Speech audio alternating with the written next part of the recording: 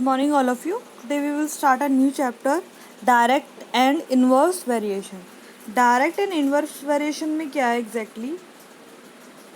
Direct variation मतलब होता है कि अगर हम एक क्वांटिटी को इंक्रीज़ कर रहे हैं तो उसके रेस्पेक्ट में दूसरी क्वांटिटी भी क्या होगी, इंक्रीज़ होगी. जस्ट लाइक अगर हमने 1 मीटर क्लॉथ की कॉस्ट 20 रुपीज़ डिसाइड की है, ठीक है, मतलब 1 मीटर क्लॉथ की कॉस्ट 20 रुपीज़ है, ठीक है,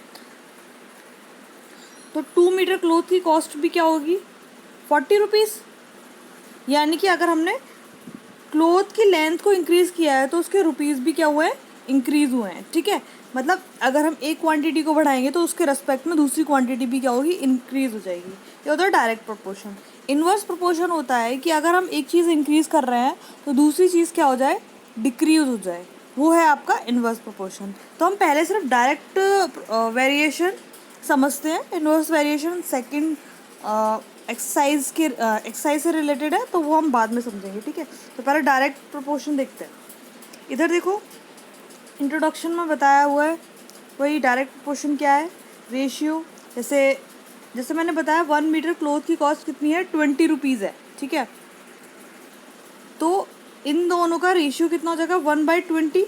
ठीक है, अगर 2 मीटर क्लॉथ की कॉस्ट 40 रुपीज़ है, ठीक है, तो इसका रेशियो कितना है, 2/40. यानी कि ये भी 1/20 आया. इन दोनों ही क्वांटिटी का रेशियो क्या है, सेम है. तो ये क्या है, डायरेक्ट प्रोपोर्शन में ये दोनों चीज़ें.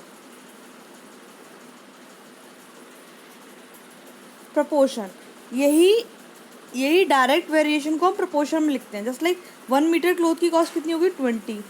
फिर हमने लगा दिया प्रोपोर्शन का साइन. 2 मीटर क्लॉथ की कॉस्ट कितनी है, 40. अब हम क्या करते हैं, प्रोपोर्शन में क्वांटिटीज़ का मल्टीप्लिकेशन करते हैं, है ना. इन दोनों का मल्टीप्लिकेशन साथ में करते हैं और मिडल वाले टर्म्स का मल्टीप्लिकेशन साथ में करते हैं. 1 × 40 इज इक्वल्स टू 20 × 2. तो देखते हैं, ये भी 40 आएगा और ये भी 40 आएगा. यानी कि ये डायरेक्ट प्रोपोर्शन में है. लेफ्ट साइड और राइट साइड क्या है, इक्वल है. ठीक है, प्रोपोर्शन लिखने के बाद जो मल्टीप्लिकेशन है वो मल्टीप्लिकेशन जो है वो बराबर आता है, तो मतलब ये डायरेक्ट प्रोपोर्शन में है. ठीक है, इधर देखो, आपकी एक्सरसाइज में क्वेश्चन नंबर 1 है, in which of the following case in the direct variation between the two given quantities. ये बोला है कि डू नॉट सॉल्व भी नहीं करना है और हमें स्टेटमेंट पढ़ना है और बताना है डायरेक्ट प्रोपोर्शन में ये है, डायरेक्ट वेरिएशन में ये है या नहीं है. ठीक है, तो पहले बोला है a tank can be filled in 3 hours. How much can it fill in 1 hour and 30 minutes. ये बोला है कि 3 घंटे में एक टैंक फिल हो जाता है. एक टैंक पूरा है, 3 घंटे में फिल हो जाता है.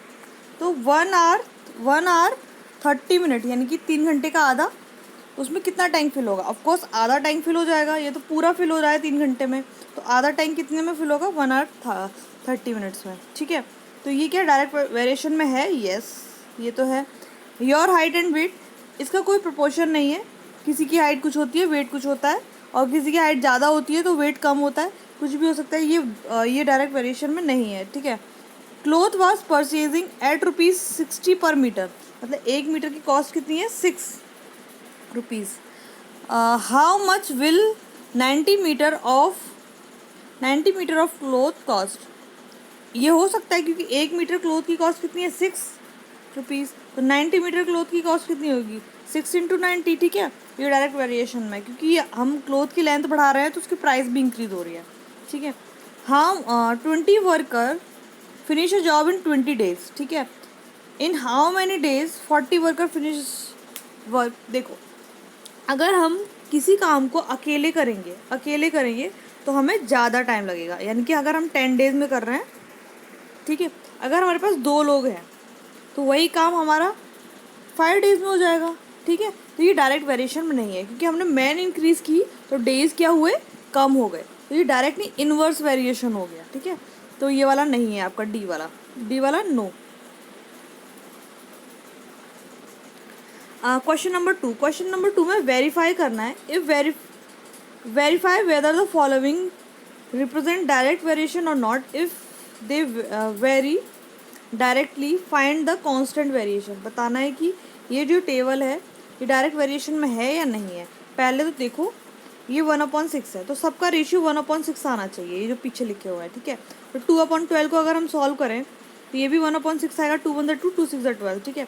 3/18 को अगर हम सॉल्व करेंगे तो 3 1 3, 3 6 18, ये भी 1/6 आ रहा है। तो ये पूरी टेबल का जो रेशियो है वो 1/6 आ रहा है, तो इसका कांस्टेंट वेरिएशन कितना है 1/6, और ये डायरेक्ट वेरिएशन में है, ठीक है। ऐसे ही हम ये वाला सॉल्व करके देखेंगे, 1/16 है पहला, तो बाकी वाले भी जो हम सॉल्व करेंगे तो वो भी 1/16 आना चाहिए। 2/120, 2 1 2 और 2 6, ये भी 1/16 आ रहा था। ये भी पूरी टेबल जो है डायरेक्ट वेरिएशन में है।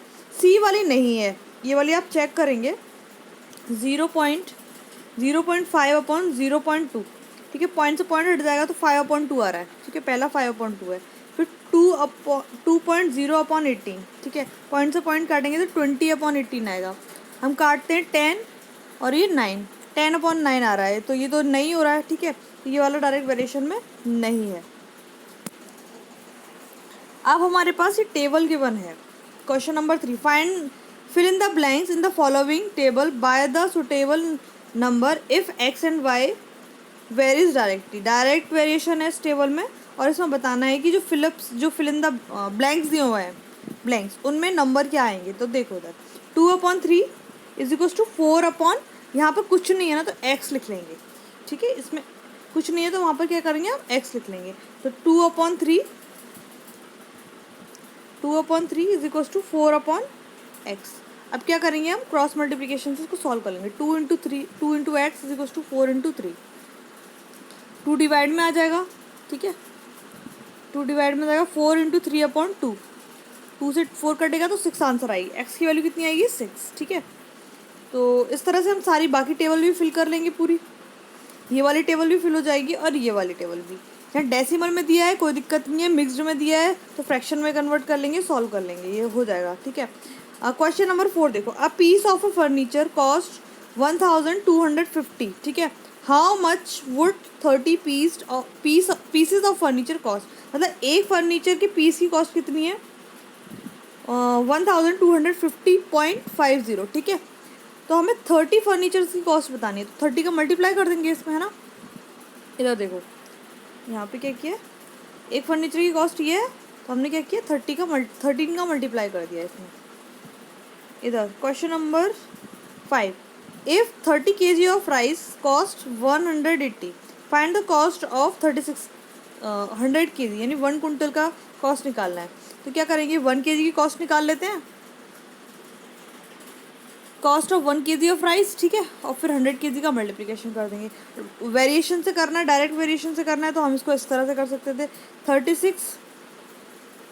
36 रेशियो 180 प्रोपोर्शन 36 क्या वेट है ना आपका, तो यहाँ पर भी क्या होगा वेट ही आएगा 100, फिर x लगा देंगे, ठीक है। फिर इसको सॉल्व कर लेंगे।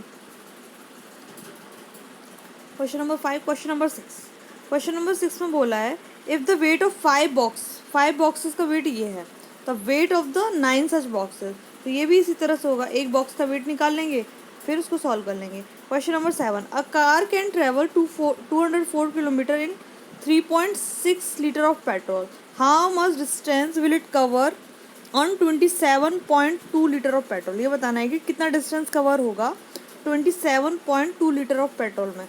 तो इधर देखो, पहले हम ये निकाले थे 1 लीटर में उसने कितना डिस्टेंस ट्रैवल किया, तो 1 लीटर में उसने 15 किलोमीटर डिस्टेंस ट्रैवल किया, ठीक है।